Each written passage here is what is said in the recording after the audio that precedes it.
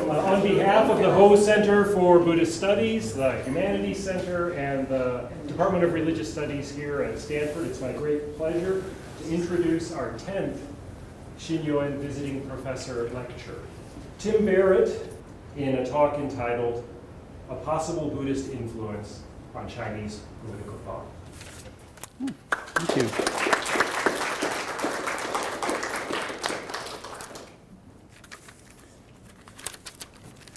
Thank you very much, John. I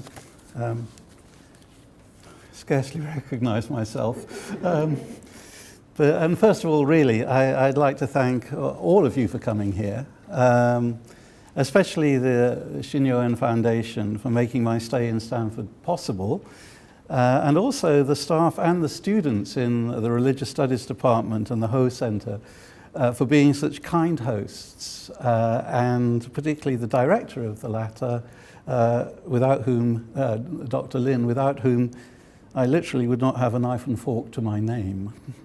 Now, it's customary for British academics to be very apologetic in presenting their ideas, usually raising their question in a North American audience as to why they paid for them to come here.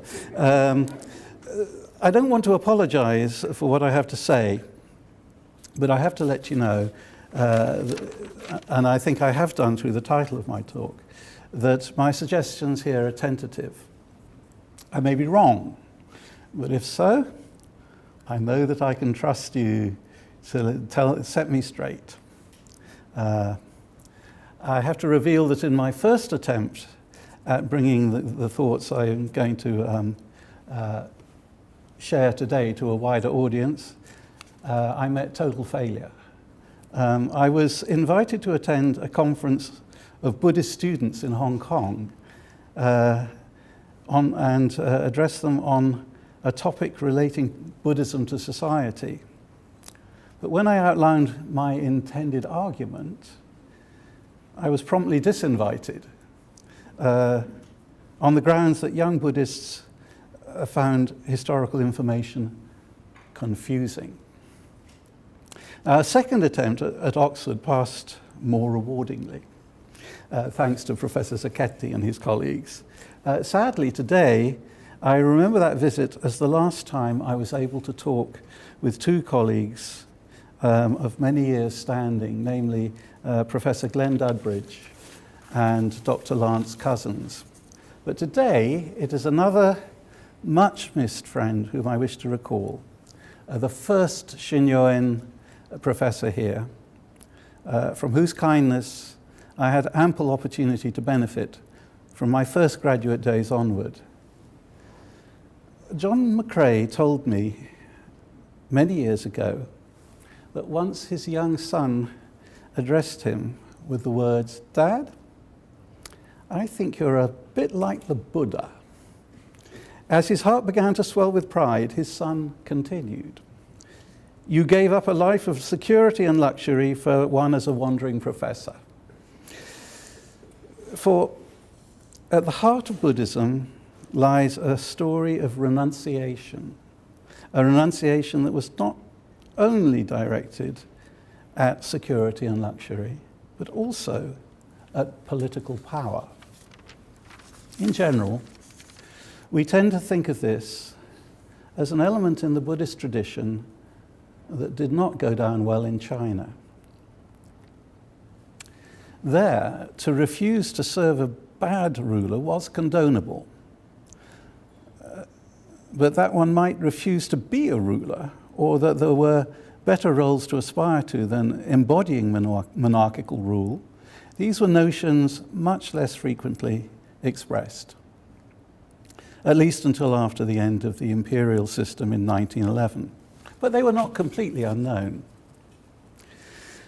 The late William Theodore de Barry, who died, was it last year, after a very long and productive life in the study of Confucianism, in the introduction to his translation, which had actually been originally his doctoral dissertation, his translation of a text known as the Mingyi Dai Fang Lu by Huang Zongxi, who's a 17th century political thinker.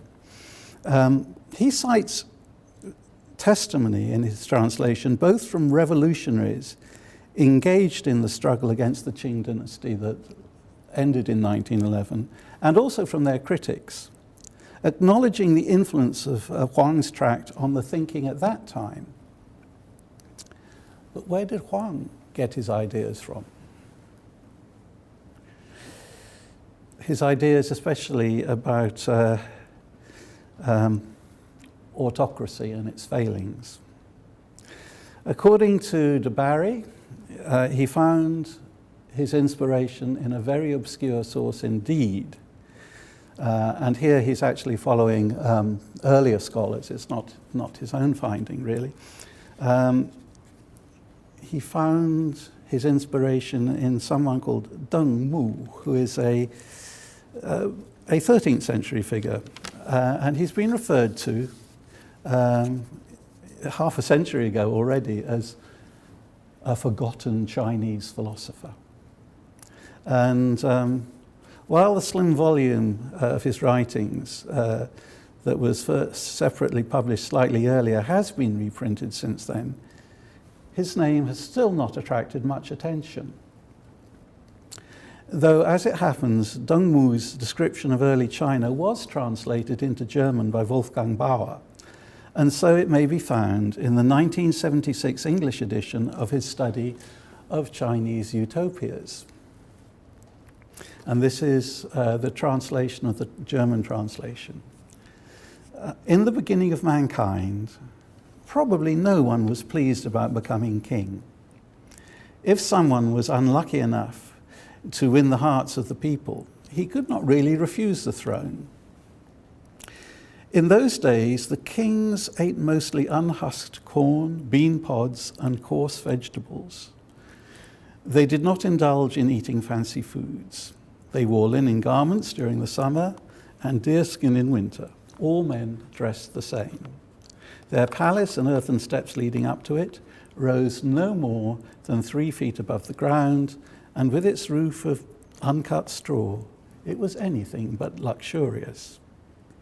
Now here Deng is arguing from what we might call an imagined primal state, though ever since Freud, drawing on Victorian British speculation, came up with the notion of a patricidal, cannibalistic primal horde, our own imaginings have tended to be less utopian. But for us, the distant past has become embroiled in the doubts and fears of our own modernity.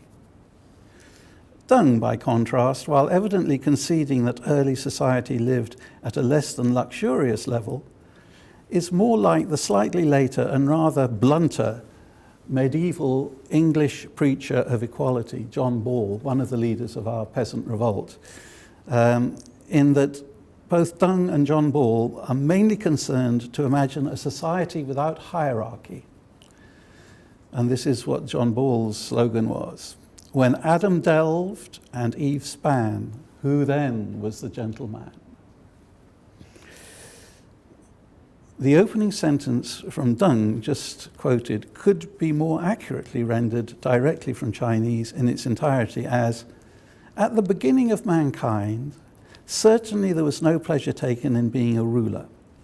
That unfortunately the ruler was turned to by everyone and could not resist them was a case of everyone wanting something from him, not the other way round." Such subversive thoughts were only transmitted in imperial times because, as is generously allowed by the editors of the Suku Chuanshu, the carefully censored definitive imperial library of the 18th century, because Deng Mu did not realize what errors he was making, traumatized as he was by the collapse of Chinese resistance to the Mongol invasion. Or, to put it another way, in words that they did not care to utter themselves, since they were working, in fact, under the rule of Manchu invaders, only a mad anarchist would not be reconciled to foreign rule. And indeed to them, no doubt, Deng's assertion that rulers were just ordinary human beings like anyone else must have proved beyond any question that he was completely out of his mind. where does this conception of kingship by common conscription come from? From the late 3rd century BCE, in the compilation The Spring and Autumn Annals of Liu Bu Wei, according to Luo Shufu, who is the person we've already alluded to as speaking of a forgotten Chinese philosopher. And so far as I'm aware, she's the only English language expert on this forgotten philosopher. But in this earlier text that she cites, there is a vital difference in that the reluctant recruit to kingship is selected for the task in the earlier Chinese text by a sage to meet the needs of the people who have no direct agency in the matter themselves.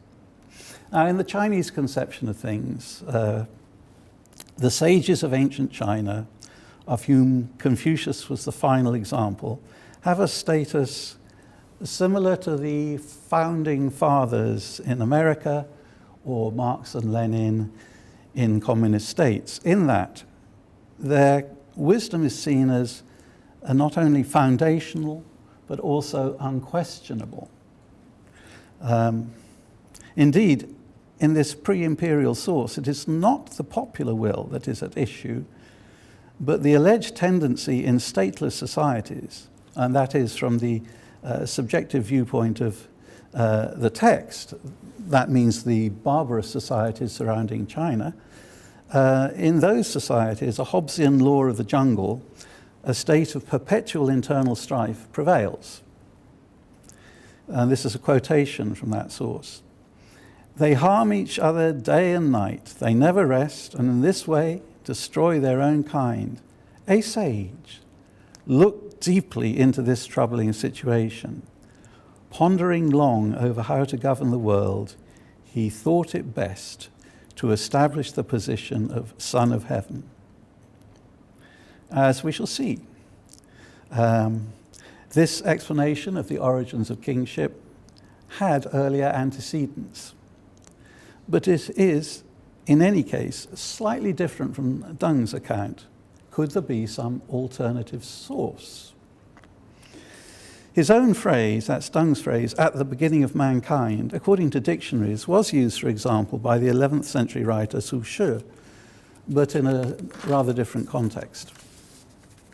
But there was another earlier prose stylist whom we know Deng admired, because he composed 2 short imitations of this writer's fables.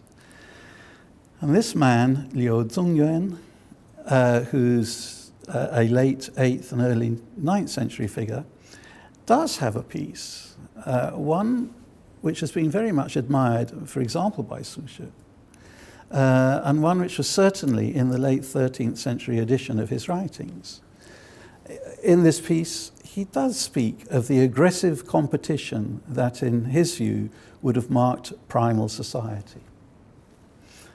Quotation, "Ever since creatures came into being, they have loved to fight and kill each other," he writes. Here, however, it is not political authority, but the ameliorative effects, first of the teachings of Confucius, and later of the Buddha, that is credited with having saved the situation. The scenario, in fact, introduces the main narrative within a funerary inscription that he was commissioned to write in 815 for the famous 6th patriarch of Zen. To my mind, Liu's raising the issue of life in primal society in a Buddhist context is not without interest for the interpretation of his other writings, which have had a somewhat surprising history in the 20th century. After a millennium of appreciation for their stylistic excellence and rather less enthusiasm for many of his ideas. Thus, in the early 1970s, as the Gang of Four linked Confucius for purposes of their own with Mao's late rival Lin Biao, who died in 1971, Liu Zongyuan was thrust forward as a critic of Confucius and eventually as one of the main stalwarts in a line of, quote, legalist thinkers who, as we learned at that time, had sustained opposition to Confucian thought throughout Chinese history. Though even academic summaries of this campaign tend to take its assertions about Liu's attitudes rather at face value, it cannot be denied that he was an unusually independent thinker. Somewhat awkwardly for the proponents of this campaign, however, it is unambiguously clear that Liu was also a Buddhist, because inter alia he tells us himself in one piece of prose that he had studied Buddhism for 30 years from childhood. Since in this piece he mentions another prominent Buddhist layman with a title he only held in 812 or 813, it follows, if you look at the dates, that Liu started his studies, his Buddhist studies, as a preteen, even if the span of time mentioned has been rounded up a bit. Now, following the fall of the Gang of Four in 1976, this apparent contradiction between religious devotee and fearless critic of received ideas initiated a period of academic discussion of Liu's beliefs in the 1980s that produced over a dozen contributions in China, to say nothing of similar efforts in Taiwan. Wrestling over how Liu could both be a Buddhist and, as contemporary Chinese theory required, also a materialist. Materialist is probably a term that Liu would have puzzled over himself, but well, no doubt reconciling this contradiction was a bracing intellectual exercise, but it's quite beyond my capabilities to comment on that. It is, however, perfectly clear that Liu, like many others, found no difficulty in reconciling a commitment to Buddhism with a not uncritical loyalty to the Chinese cultural tradition with which Confucius was identified. The question has not generally been considered, however, as to whether he was capable of thinking Buddhist thoughts in context dealing with the Chinese tradition, and specifically in dealing with traditional political philosophy. It is generally assumed that Buddhists of his era would use Buddhist terminology when writing on Buddhist topics, and not think as Buddhists when writing standard Chinese literary prose. This assumption is surely open to question.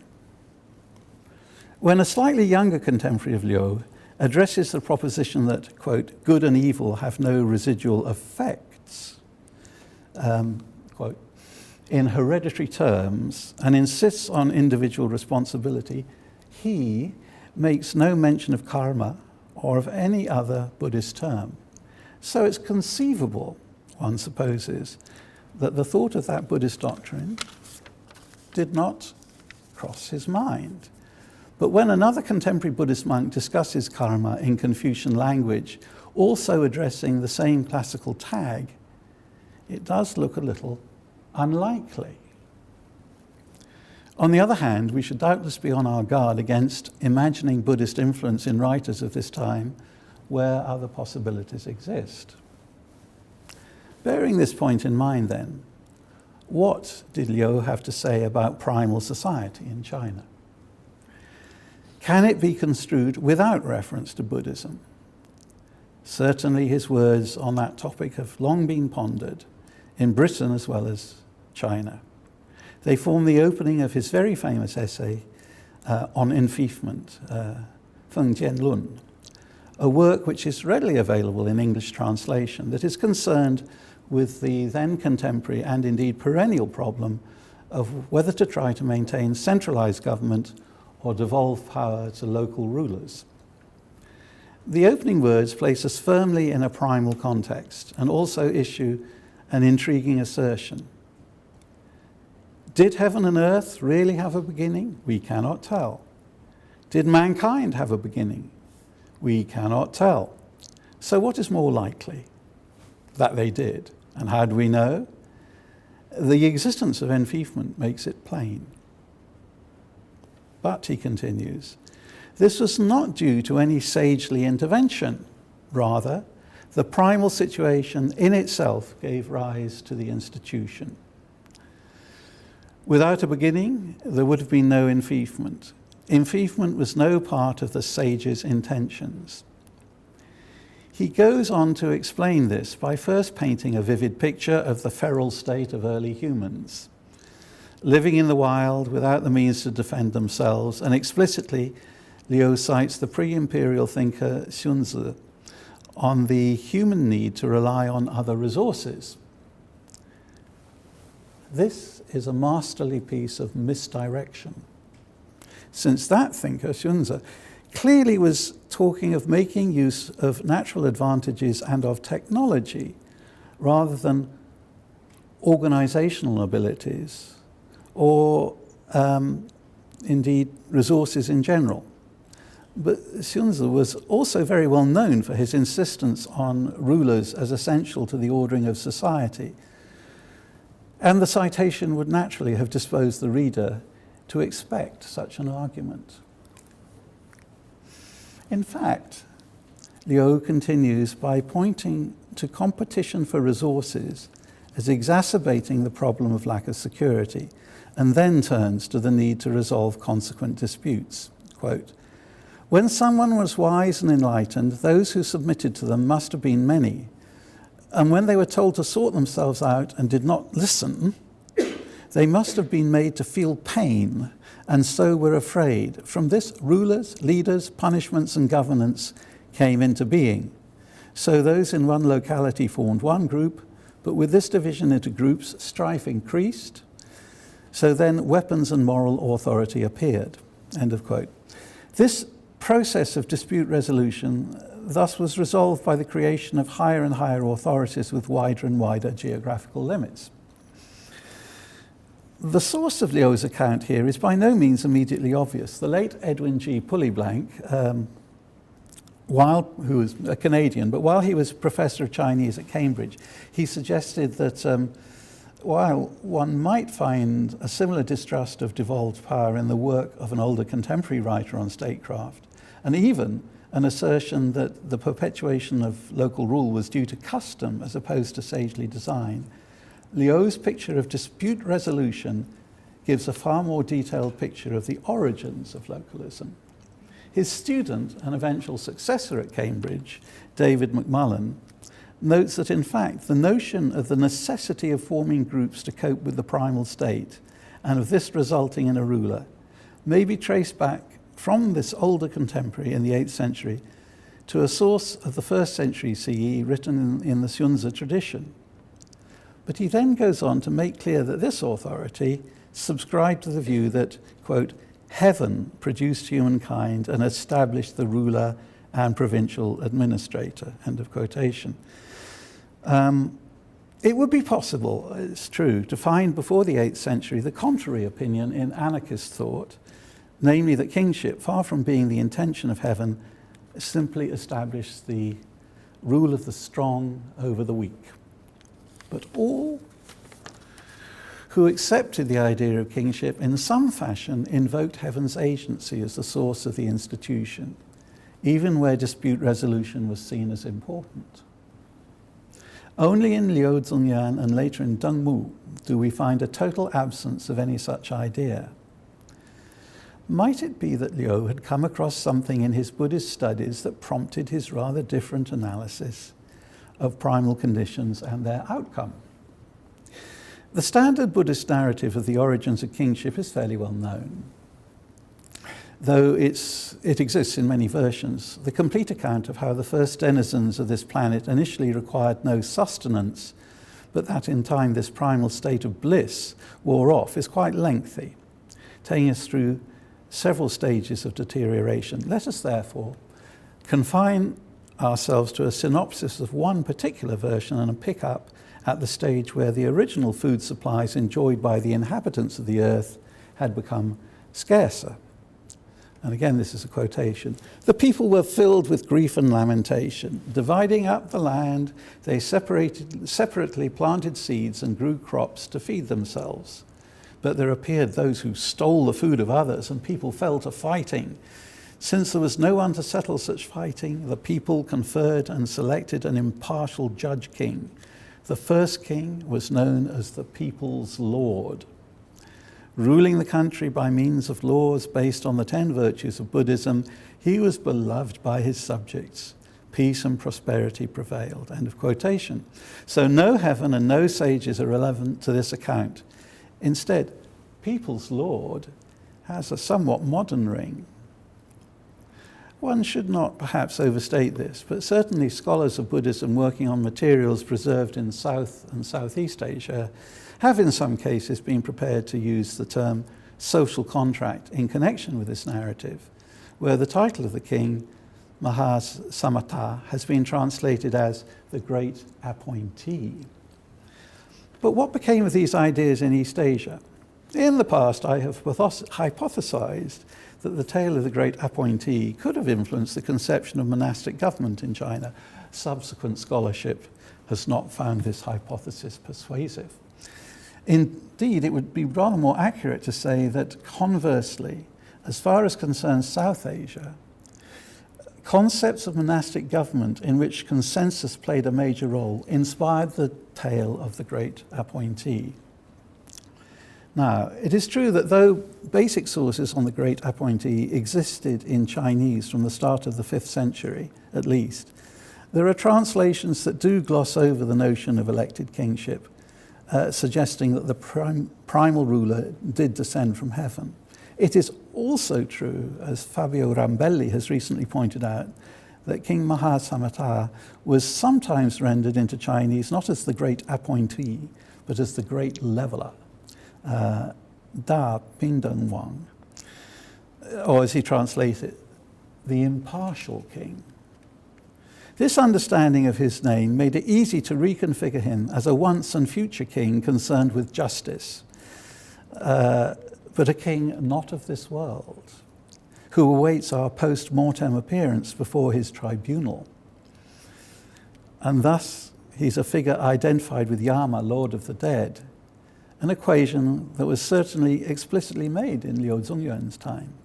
As Rambelli points out too, it was evidently a reconfiguration well enough known to be incorporated into Manichaean texts, as Cui Ji translates in one place, the king of the balance of justice.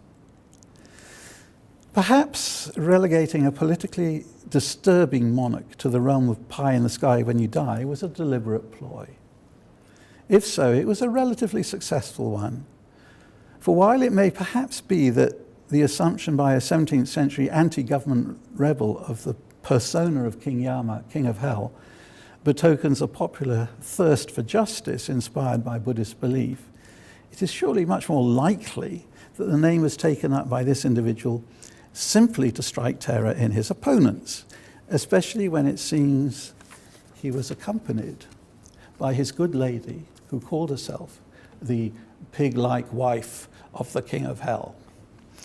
Egalitarian ideas in Chinese rebellions have been found, but they are usually expressed in a different vocabulary, and in one case the term pingdeng is mentioned, but seems to have been deliberately denied. Could it be, however, that Liu managed to smuggle the dangerous ideas of elected kingship from a Buddhist source into his discussion of the Chinese political tradition, demonstrating that he would have been aware not simply of the name impartial king, but also of the entire narrative given above, is by no means easy. As it happens, my quotation of that connection from an East Asian source that is not by a Buddhist, but by a 14th century Shinto priest, the quotation I gave earlier, who of course assumes as a Shinto priest that as a mode of establishing kingship, election is fine for Indians, but Japan is blessed with something better. That was known beyond the Buddhist clergy, clearly, but just because it's known in Japan doesn't mean that it was known beyond the Buddhist clergy in China. Though the linguistic conventions observed by the Tang Chinese elite, to which I've already referred, that they write in one vocabulary in one situation, in another vocabulary in another, means that often their degree of knowledge of Buddhism is effectively concealed in some sources. It's been pointed out that the most Buddhist of Tang poets, Wang Wei, You don't really know what he knew about Buddhism beyond that he obviously had read a few of the very familiar sutras. Liu's Buddhist compositions, like those of other writers, also seem to be within a fairly limited compass of references to well-known texts like the Lotus Sutra, the Diamond Sutra, and so forth. They don't go into the more detailed scholastic kind of literature in which the tale of the great appointee tends to occur. It is true, however, that the name of texts like this, the Abhidharma Kosha, do show up amongst some of his contemporaries, his more Buddhist contemporaries, but it's not common. The notion turns up in commentary, but again, it's difficult to show that lay people would have read that kind of commentary by learned monks. Liu does show a certain awareness of the technical vocabulary of the Tiantai school, and some of the Lotus commentary does contain this information, but his knowledge of that vocabulary, with the exception of one piece, is again fairly basic. You can't prove that's what he read, but it shows, this legend of the first ruler shows up, of course, in Buddhist encyclopedias and historical works. But how about, the educated laity beyond the clergy themselves? Now, there is a text called the Beishan Lu, which came out in 806 during Liu's lifetime, which does actually seem, it's by a monk, and it's pretty learned, but it does seem to be addressed to a lay audience in the sense that it's trying to reconcile information about Buddhist cosmology and so forth with native Chinese ideas. It's been used mainly because of the information in it about the development of Chan Zen, but it's an interesting work. And certainly it is said that this author did include a large lay following amongst his audience, though no specific high officials are actually named in his biography. But if he's concerned to show off his erudition in secular learning and Buddhist learning, I guess the assumption must be that he is trying to convey something about Buddhism beyond the immediate circle of learned monks that produced him.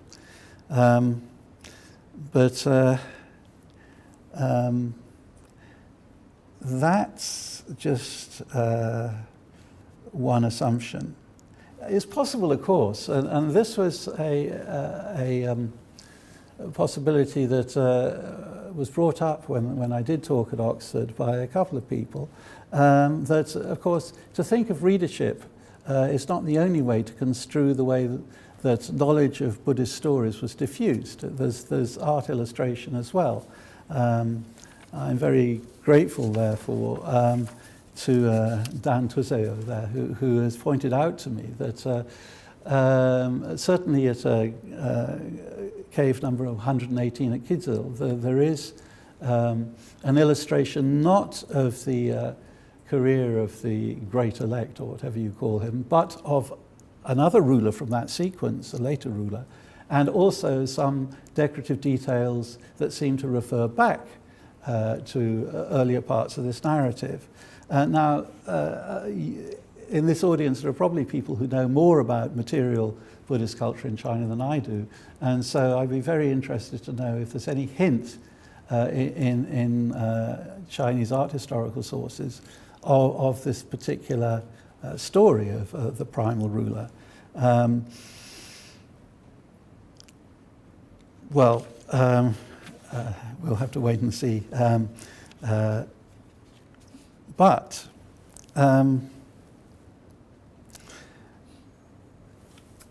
I think in any case, if we look at Liu's writings, once we have this suspicion about his Buddhist reasoning, there are other things which appear to me intriguing. For example, he has an essay about Tian, heaven, which was ably translated many years ago by a very gifted undergraduate classmate of mine, H. Graham Lamont. Liu is here replying to a friend who has concluded, in effect, that the universe seems to hate him. We've all been there. And his reply, Liu's reply, appears to be simply that one cannot attribute any sense of justice or otherwise to the entity called heaven. But he does use a slightly odd phrase at the very end of his argument in a final sentence that loosely can be read as follows. You, my friend, take your interpretation on trust and operate strictly within it, though it is no more than birth and death. Sheng er si. But how can one attribute any sense of gain or loss to the natural world? And of course, birth-death is the regular Chinese equivalent of samsara. It seems perfectly possible that what Liu is tacitly suggesting here is that justice forms no part of the world as seen in traditional Chinese thought, but that the perspective is simply not the full story. And this would imply a kind of two-level view of reality as both laukika, the secular, the mundane, and also there is a higher lokottara, beyond this world level. It's the regular Buddhist way of conceiving as the world which is within the realm of karma, including the heavens and spirit world that we're familiar with, and then that there is beyond this another world.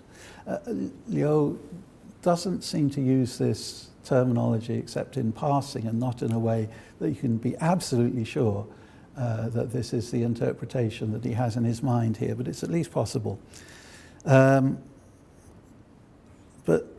secondly, I'd like to point out that we perhaps don't have to leave the whole business of Buddhist influence on Chinese political thought back 11 centuries ago in the Tang, and suppose that Buddhist translated passages about the great appointee were never read again before modern times. Recently I noticed the political thought of the reformist martyr Tan Se-tung, who is executed by the imperial government in 1898 after a failed reform, has become interesting to not only to many scholars in China but also to some scholars in the Anglophone world, and one can see why. And he certainly declares, he uses the phrase "at the beginning of mankind," the way Deng Mu did. Though in fact he doesn't mention Deng Mu, he only mentions Huang Zongxi, but that connection is clear. At the beginning of mankind, there was no ruler or minister, all were simply people. And he concludes this by saying that since the people could not govern themselves and did not have the leisure to do so, they collectively raised one of the people to be the ruler.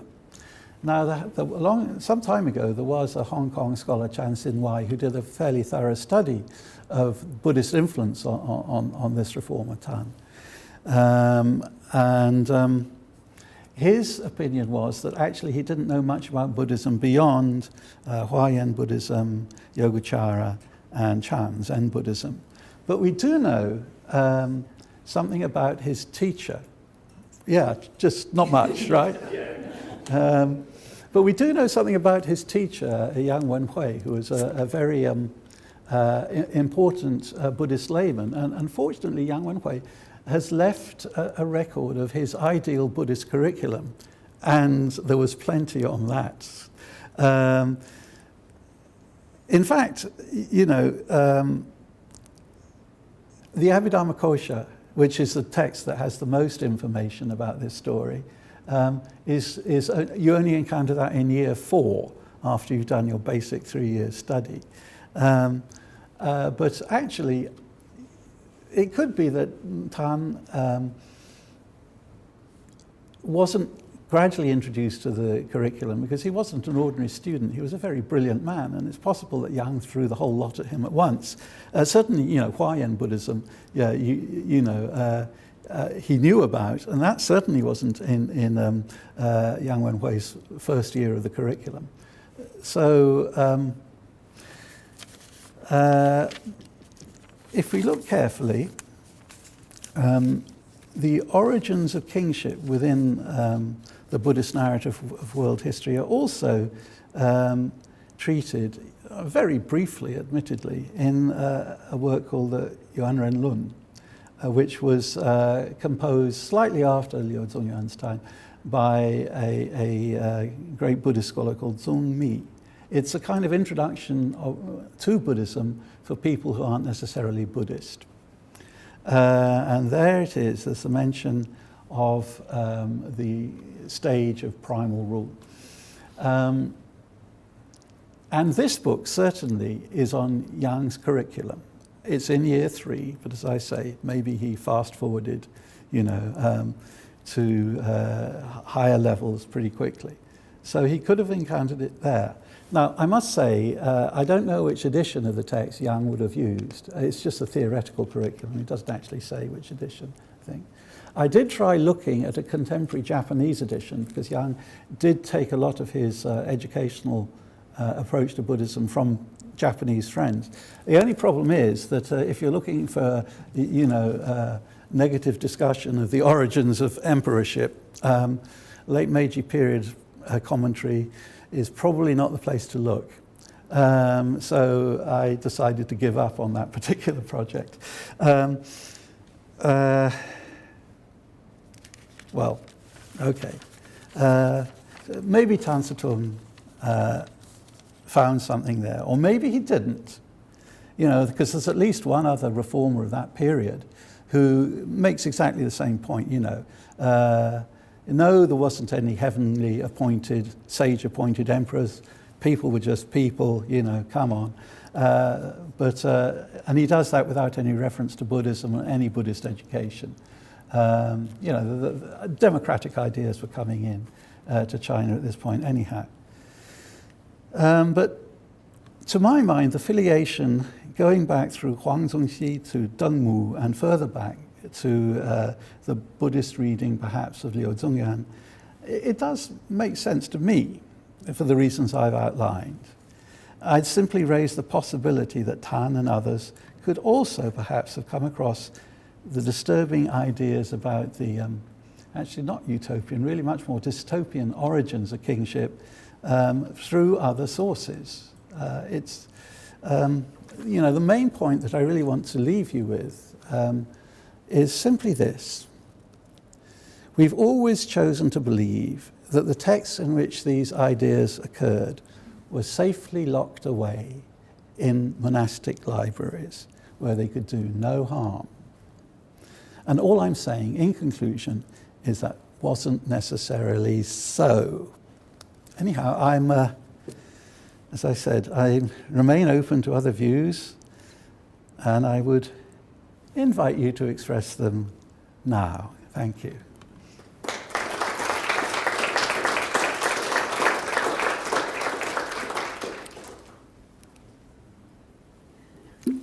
Mark, I count on you. It has nothing to do with that.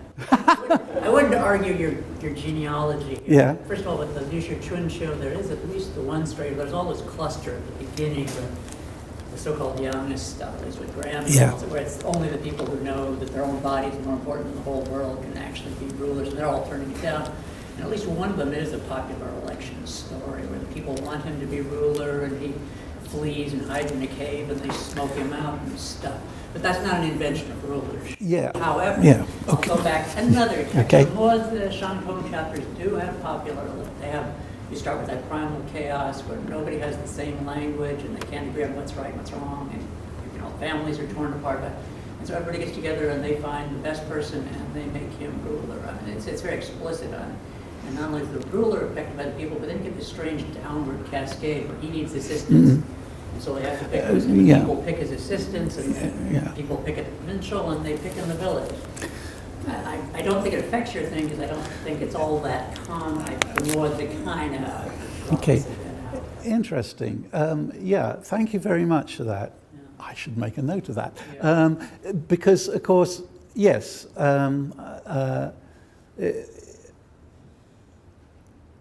the context, of course, is interestingly different, yes. But also, how many quotations from the text of the Maozi do you get in the Tang period? You know, yeah, I mean, that winds up in the Taoist canon. it winds up in the Taoist canon, not in a very good state. It's why it winds up in the Taoist canon is a very interesting question. My teacher, Piet van der Loon, had a theory about that. The reason why it's there is because Maozi in Taoist circles had a reputation as a magician or, as an illusionist, perhaps. And that because of his, he occurs in those kind of thaumaturgic contexts, they thought, oh, well, we'll throw his book in as well. Yes, I mean, that raises some very interesting questions, which maybe I ought to take account of, but which I think I'm glad that as a counter-narrative to my main narrative, I think we're probably both agreed it's there, but one wouldn't want to push that too far either. Yeah, thank you.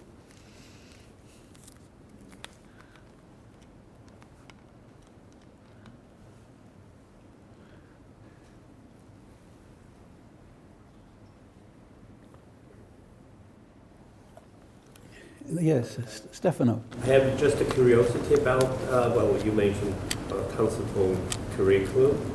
Were there agamas where?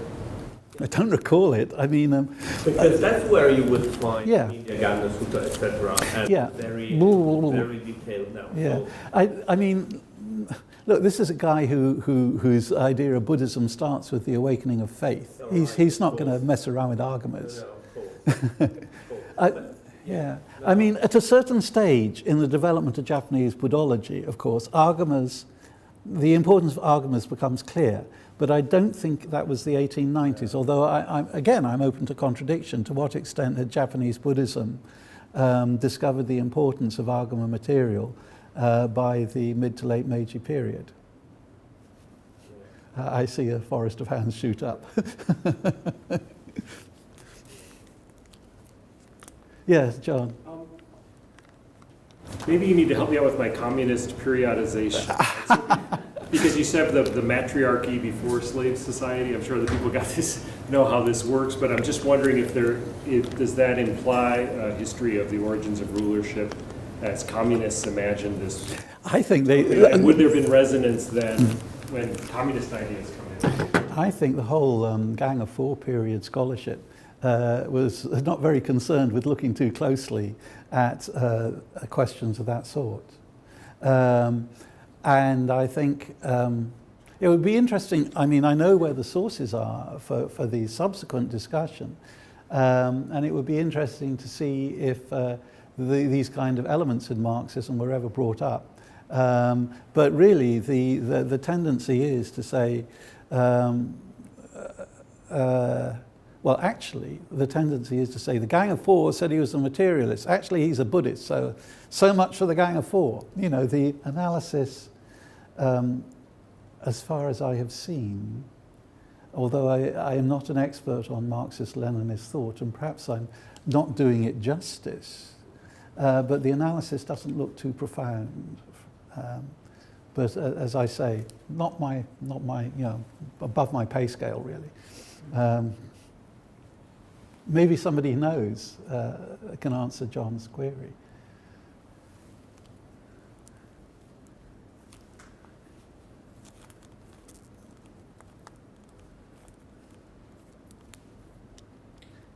Yeah, Paul. I'm wondering about the articulation of these ideas by these writers with any kind of critique of the existing political system. In other words, it's a little bit like the Mahasamata story itself. It doesn't go anywhere. Yeah. And I'm getting the impression from hearing your lecture that it's not connected to any scathing denunciation of the imperial regime. Apart from Deng Mu, who clearly was living somewhere where he thought the Mongols couldn't find him and probably didn't care less. Yeah, okay. It's interesting that Zhong Mi is the only only Buddhist monk to actually get a biography in the Tang history, because he actually did make a political move, and it was a very brave one. But I think for the most part, everybody knew it was suicidal. I mean, I know that in India, Chandrakirti says some stuff about kings that is hilarious. He says, if I recall correctly, the article from that Swiss journal by LeMay or somebody, somebody Swiss. Chandrakirti says, "Who wants to be a king? You get all the bad karma of killing people. You have to do what your advisors say. You'd be better off playing golf or and whatever. It's a real drag to be a king. Who wants to be king? But nobody in China is going to say that unless." Under Mongol rule is because the Mongols, they don't care what people think or say. They're in charge anyhow, so they're not bothered. But really, to mount in primal, Huang Zongxi's writings were never published until the late Qing. They were kept well hidden, and those of other people of the 17th century, in whom you can see the first beginnings of any kind of critique of autocratic thought or proto-nationalist thought or anything like that. If these kind of writings were survived underground, and as I say, Deng Mu they preserve, but they seem to preserve on the hypothesis that he was entirely crazy, and probably could write some poetry they liked, although that I'm just guessing there. To be honest, I should look at Deng Mu a bit more closely. Yes, Jan. Since you mentioned the Mongols, I'm dredging up a memory from well over 30 years ago, so it's not entirely fresh. But have you ever looked at the white history of the Mongols? Well, I know that Franke does actually give an overview of Mongol world history, as it were, and it does start with Mahasamata. That was Yeah. why I brought it up. Yes. And don't the Mongol rulers trace their own lineage to Of course. and say, this is where it all starts, Yes. and now you have us. Yes, you have us. Yes, I know. Legitimate. Yes, I find those references intriguing, and I think Rambelli may or may not take them up. I can't recall, but they don't seem to connect up with the kind of filiation that I'm talking about today. But I should go back and have another look, because you're absolutely right. Yes, the Mongols do say, the first primal king, and now we're it. It's a kind of rather... He was elected, don't they? Yeah. And also, of course, Mongols believe in, what should we call it, bloody tanistry. It's not exactly election, but it's a kind of interesting free-for-all. And but it's not the Chinese way at all. So, there is a kind of consensus view of rulership there, which doesn't sit well with the Chinese traditions of statecraft. So that's worth mentioning, I guess. Well, the other thing it seems to suggest is that story was out there. It It was was. circulating in, I'm wondering now, in how many forms.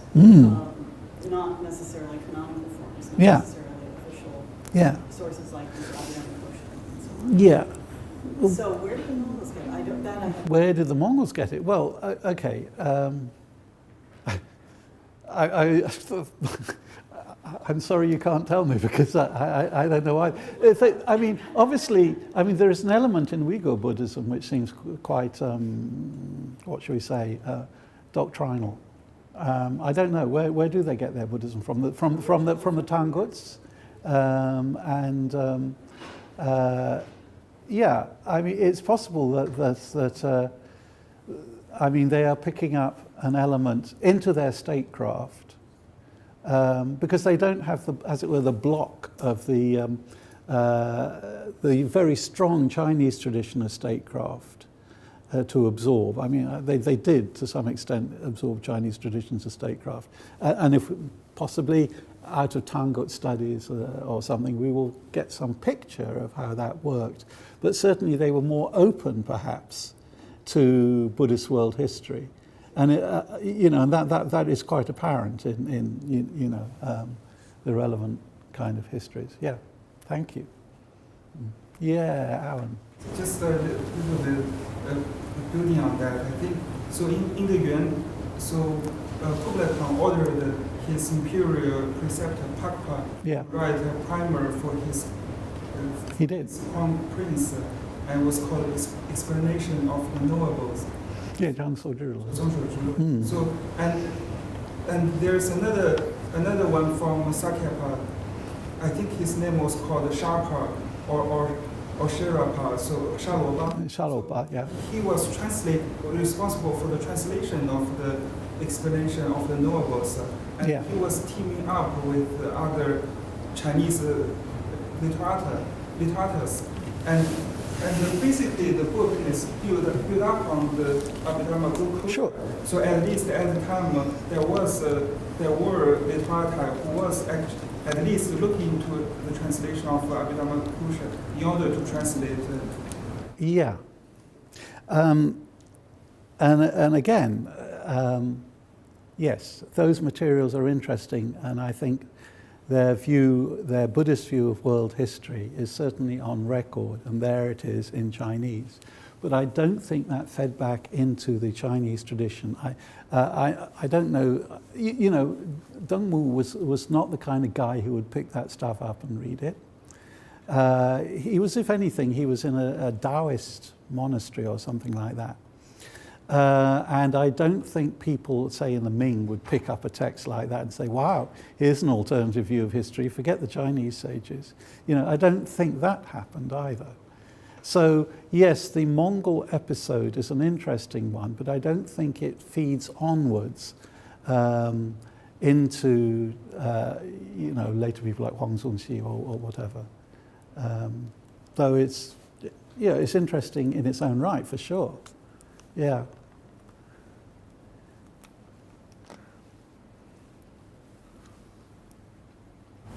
Just one more. Mm. You hinted that you proposed an egalitarian ideal for monasticism.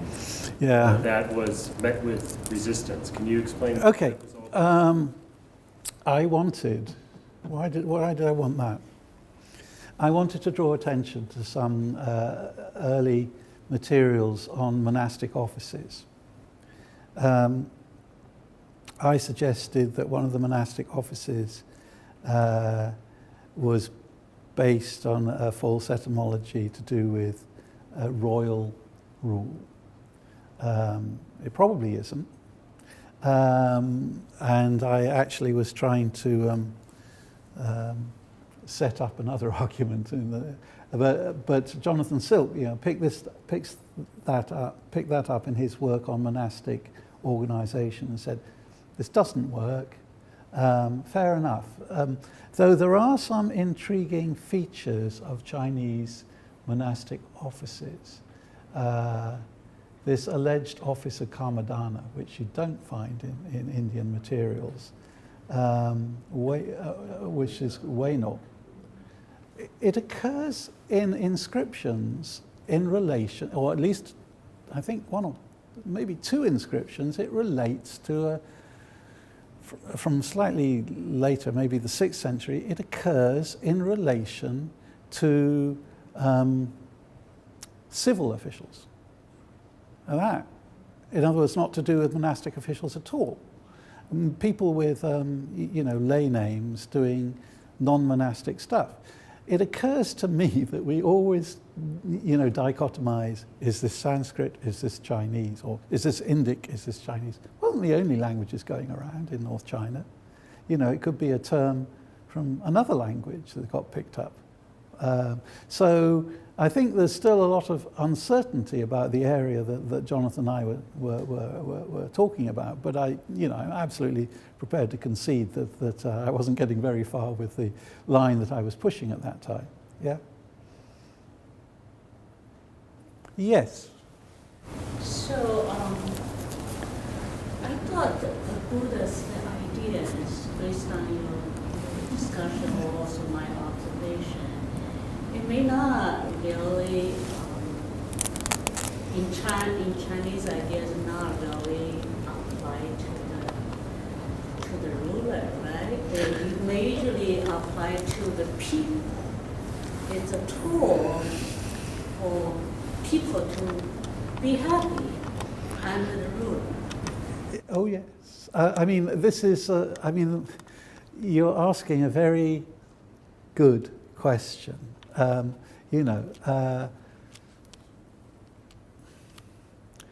Yes. I mean, obviously the relationship between Buddhism and political power involved all kinds of compromises over the course of history. The Buddha was, did the unthinkable. He gave up life as a prince. And this is, pretty subversive, really. And you can't get away from that. And yet, a lot of people were happy to look at the image of the Buddha as a ruler and to emphasize the links between Buddhist power and royal power and so on and so forth. That's one thing that kind of tends to draw our attention away from the enormity of what the Buddha did. The other is, of course, that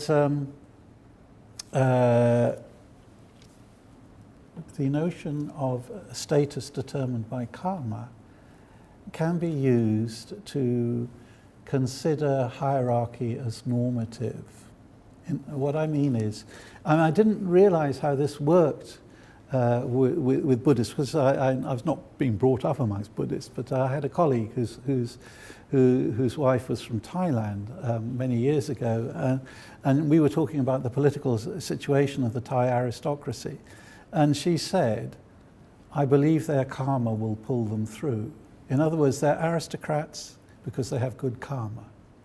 And in a sense, that the aristocrats, because they deserve to be aristocrats. A king, even more, deserves to be a king. And so that way of thinking can actually negate, to some extent, the kind of ideas that I have been discussing today. So it's a complex picture, and I'm not trying to reinterpret Buddhism as a kind of anarchist political philosophy, because I don't think it is. But it does have these very striking elements in there, and one of them is that even by saying that a ruler's position is determined by karma, is something that you find Chinese monks, say in the 5th century, are very reluctant to say, because it's like they say, so you're saying that the emperor is just like an ordinary human being. He's subject to karma like anybody else. He might be reborn as a slave or something. Is that what you're saying? And the Buddhist monk says, well, yeah. It's a bit like when they asked the Jesuit missionaries, so you're saying Confucius is in hell? And the Jesuits, the same sort of reaction. These are questions which people don't want to answer, but they're good questions. Yeah. Complicated, like you say. You were mentioning that you would mention something that relates to the modern time from the lecture. And I guess I was still struggling how you relate your history to the present time. And if you could okay. How your history really relates to the present time. So if you could give 30 more seconds, that would be really helpful. Yeah, okay. I told you that I would bring it up to modernity. And I would just say this, to the present I don't live in the present. I'm a historian, you know. But it is clear that Buddhist ideas of the thought that I have discussed today were potentially, indirectly or possibly directly, part of the creation of a new atmosphere in East Asian, specifically Chinese thought, that moved Chinese thought from an acceptance of monarchy and autocracy towards more democratic ideals. I can't, I can't put it more definitely than that, but because the evidence isn't there. But certainly, it is true that many of the reformers in China in the late 19th and early 20th century had some awareness of Buddhism, some of them eventually some commitment to Buddhism. I'm not sure that the reasons were purely political. I think they were also cultural. There is a tendency for those, especially who have followed the Fairbank school of writing about Chinese history, to make China and the West the dominant narrative in modern history. Not necessarily so. There was an awareness of other cultures in China, even if it was not salient. There was certainly an appreciation in some circles, for example, that China is not the only place with a cultural history. Obviously, the tendency is for any society that has a strong cultural tradition and that doesn't know other cultural traditions to look on outsiders as people without history. I think by the 19th century it was beginning to dawn on those who studied Buddhist texts that this was not necessarily so, that Buddhist texts witnessed a cultural progression, that they weren't all the words of the Buddha, but there were traces within Buddhist sources of cultural development, or at least doctrinal development, and that this implies a view of other societies than China. So I'm not answering your question directly, but what I'm saying is the kind of topic that I have raised today is one that I think helps to explain the onset of Chinese modernity without a sole appeal to, quote, the impact of the West, unquote. And I think it certainly deserves further investigation. Yeah?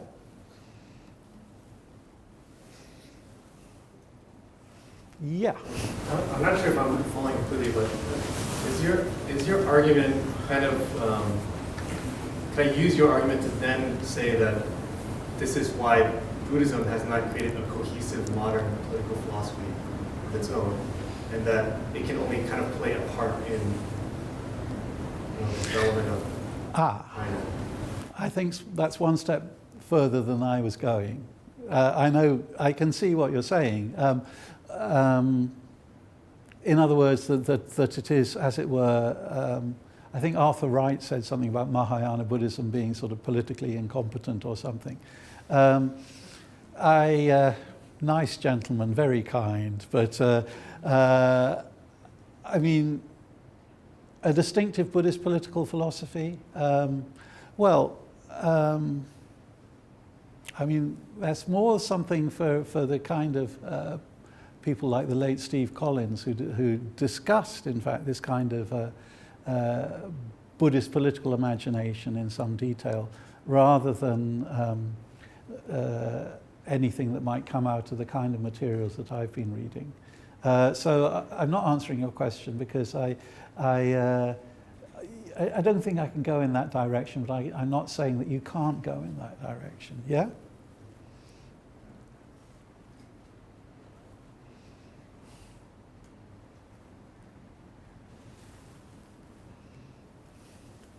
Tack on one more, and then just looking for is how does the model of the Chakravartin fit into all of this? I mean, isn't there an alternative Buddhist political model of a strong dominant? Okay, yes, but Antonello Palumbo, my colleague in London, or former colleague, has written some very interesting stuff about the history of the idea of the Chakravartin, and it's published in China, and indeed about the history of the Ashoka legend, about which he has some quite perceptive and iconoclastic ideas. So yes, there are other political ideals which are very different from the ones that I've been discussing. But the origins and development of those ideals are, I think, open to reassessment. I think his ideas about this people are not fully aware of them, and they're not even fully published. But I think if and when they are, he's not a great one for publishing stuff, but when he does, it means something. And when people get around to reading this, and when it gets around to being cited by other people, I think you will see some questions raised in this area, which will mean that we will have to rethink that particular narrative as well. I'm not saying it's not important. I'm not saying it's incredibly late and or anything like that. But I think it's that's an area to watch, But I'm not watching it. Yeah. If there are no further questions, then please join me in thanking. Thank you.